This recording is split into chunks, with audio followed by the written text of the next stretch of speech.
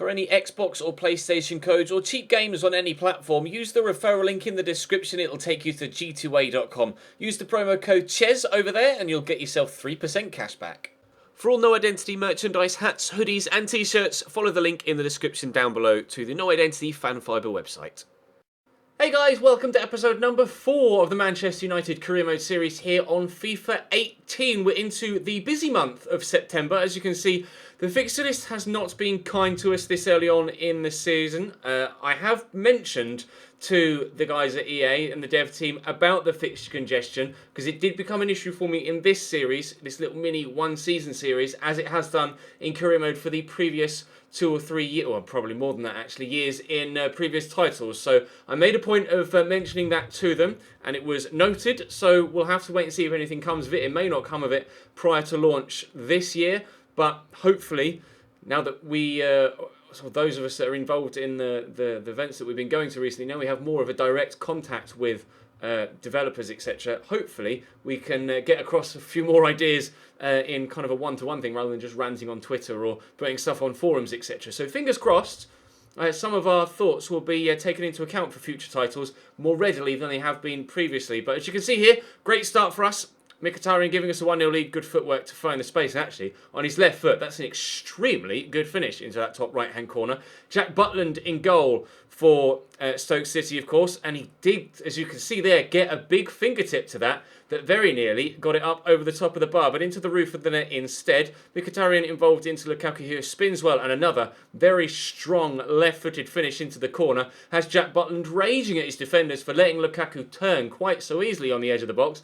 To be fair, he's probably justified in that. They are playing 5 at the back, and in fact, a number of teams were playing 5 at the back against me this season. I don't know whether it's because that's kind of been the popular formation for those sides that have been doing well last season in real life. Obviously, Chelsea playing more of a 3-back with 5 midfielders. Although I guess you could say Marcos Alonso and Victor Moses were more wing backs than they were out-and-out wide players. But still, you know what I mean? A 3-5-2 or a 5-3-2 or a 5-2-1-2. Has been very popular in the English Premier League, at least last season and the start of this season. So I think kind of they try and reflect that in the formations that the teams take on FIFA.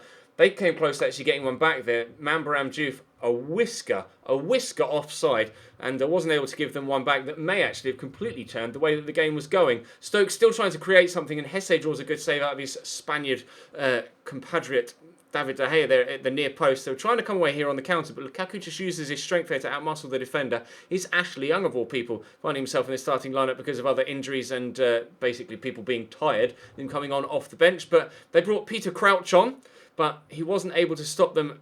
Stop me even from having a header there from the corner. Arturo Vidal actually was very strong in the air multiple times for me throughout this season. Was very impressed with Arturo Vidal. Extremely good central midfielder. But it's actually the youngster Marcus Rashford that ends up getting us our 3rd goal. Able to give us a lead. Didn't really celebrate that hard or that emphatically, to be honest. He was just like, yay.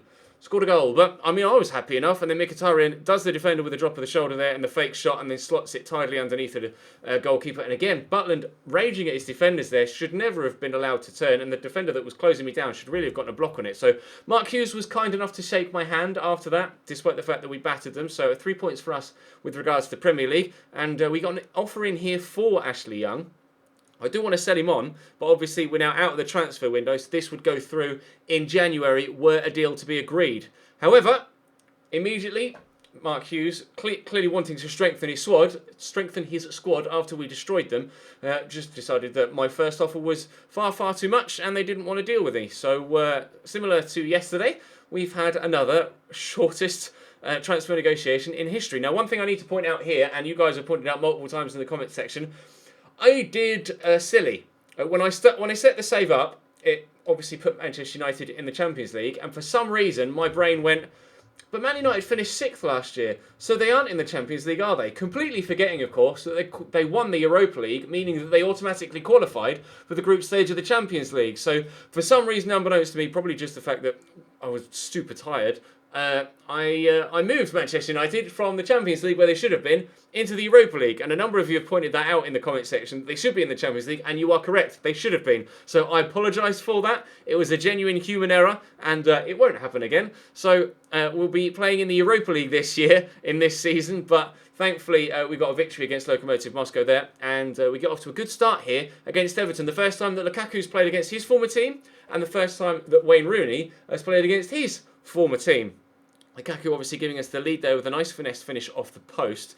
Working the ball about nicely. Quick passing seems to work very, very well against defences this year. Ashley Williams, you may have noticed there, was very aggressive in his attempt to try and nip in and get the ball, and was similar with the goal actually. Tried to get in ahead of me and just didn't time his challenge well enough. And again, looking closing me down, the defenders were being very, very aggressive and it just wasn't working. But they kept making the same mistakes. Mkhitaryan really should have made that 2-0 there after turning the defender. Takes the corner himself here, 5 minutes before half time, and Lukaku at the near post nearly squeezes that home. Although I'm sure even if the goalkeeper hadn't been there, the defender that was on the post would have cleared it anyway. Still not done for the first half though. Nacho Monreal at left back for Everton here. Of course, we saw at the end of the transfer window they've sold both Seamus Coleman and Leighton Baines, bringing in Joel Ward, who had their first chance of the game actually in this one, and Nacho Monreal. So they have replaced the players that were outgoing, but not necessarily with the level of quality that left. Although you could argue that Nacho Monreal is just as good a left back as Leighton Baines, but I don't think Joel Ward is on Seamus Coleman's levels. But Everton on the attack again here on the hour mark. They were definitely causing me all sorts of problems here at Old Trafford. Looped the cross in. I was so disappointed with Eric Bailly there for getting caught out underneath the ball. Had they equalised from that, I would have been fuming with him. But thankfully they didn't. But Nacho Monreal again racing forward here. Pulls it back to Sandro, who they signed in the summer, of course, in real life. And draws a save from David De Gea yet again. The amount of chances that Man United are having here, you feel that I'm going to need a second if we're going to get a victory here. Beautiful ball through and beautifully timed to Lukaku. And it would have been a gorgeous finish as well if the keeper hadn't been able to just get a tip to it. Jordan Pickford does well, and equally well does Ashley Williams to ensure that we don't get the corner. Still coming forward though. Lukaku twisting and turning to get away. Plays the ball back into him from Pogba, but good save by Jordan Pickford, and it falls safe to a defender, not to an awaiting striker. 5 minutes to go. Everton on the attack again. Michael Keane, of all people, brings it down, puts in a great cross, and the flicked-on header at the near post is kicked into the roof of the net by the defender for an own goal. Now, you can see here from the replay that it's quite clearly an own goal, and you'll see I actually wasn't sure. At first glance, I thought it was going wide. You can see, looking at the instant replay, it was going wide. Whether the man at the back post would have gotten to it to tuck it home had Sandro not been there, perhaps, but it was definitely going wide, so it 100% is an own goal. I was asking for a penalty there, but I think it was just a beautifully timed challenge. But Ousmane Dembele does a quick player spin inside Nacho Monreal, who's been great going forward for Everton in this game, but makes a defensive mistake there to let me in and get the goal that is going to win us the game here against Everton. Some last-minute drama at Old Trafford, Manchester United style.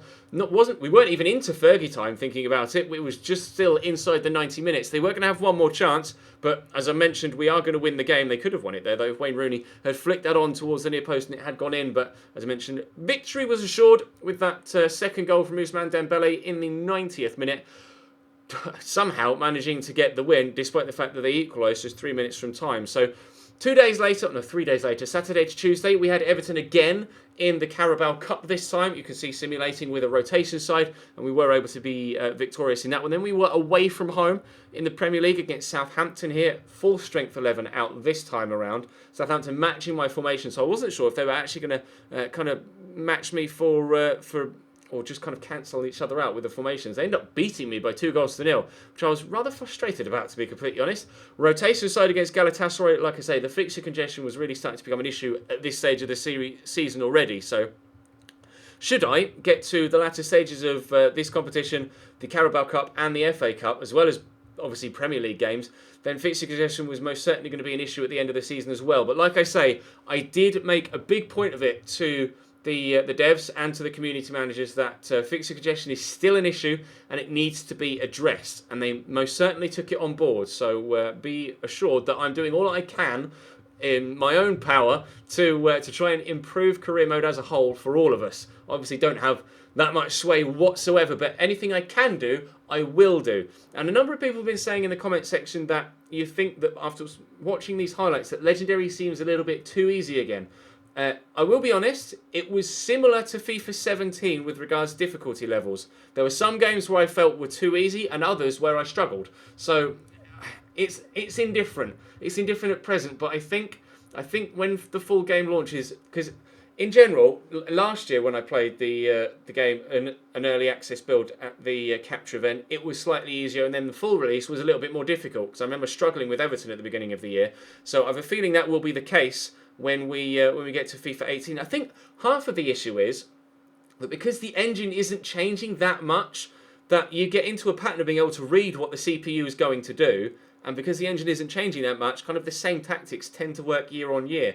We saw when we moved from the Ignite engine to the Frostbite engine, when it was a complete physics engine change, that the first year that year was actually pretty difficult. But as time goes on, we find ourselves becoming more and more accustomed to how the CPU is going to play and being able to counter that and being successful in doing so. I did play a few games on Ultimate Team single player on the Ultimate difficulty, and that was very difficult. I played 2 games on Ultimate difficulty and lost 2-0 and 5-1. With a very, very strong team of my own. So I have to be honest, I think Legendary at present is slightly on the easier side again. Not easier than FIFA 17. It's about the same as FIFA 17. On the build that I played here. But full launch will be different. I know a few people have been saying on the demo, Legendary is very easy, but the demo build is a lot earlier than the one that we played even at Gamescom, and then even earlier still than this one that we played at the capture event. So don't worry, it won't be as easy as it was on the demo. It will be more difficult. And I mentioned that Ultimate difficulty was more difficult on FUT. If anything, Ultimate difficulty was too difficult for me on FUT. But perhaps that's what Legendary should be, or at least closer to Ultimate difficulty on FUT than it is on career mode. So we'll have to wait and see what happens. But